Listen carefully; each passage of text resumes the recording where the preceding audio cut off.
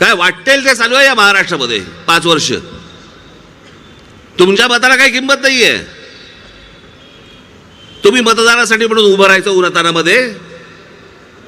तुम्ही एका माणसाला मतदान करायचं आणि मग त्या माणसाने उठून दुसऱ्या पक्षात जायचं. अरे गधड्या, मग आम्ही त्याच पक्षाला दिलं असतं ना, मतदान केलं असतं ना.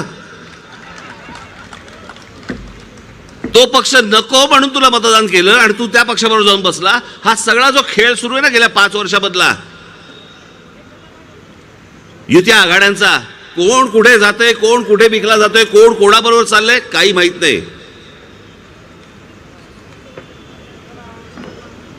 म्हणजे खऱ्या अर्थाने महाराष्ट्रामध्ये जर आज बघायला गेलं तर महाराष्ट्राची IPL झाली आहे.